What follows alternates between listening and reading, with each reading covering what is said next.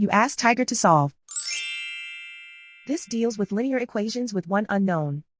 The final result is x equals -2. Let's solve it step by step. Group all x terms on the left side of the equation.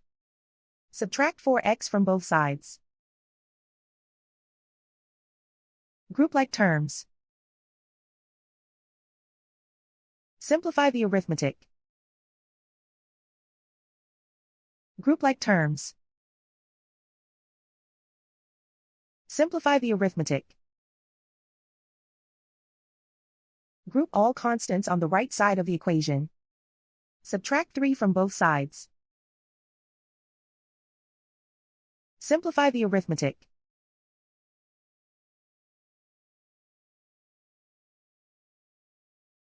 Isolate the x. Divide both sides by -6. Cancel out the negatives. Simplify the fraction. Move the negative sign from the denominator to the numerator. Find the greatest common factor of the numerator and denominator. Factor out and cancel the greatest common factor. And so the final result is x equals -2.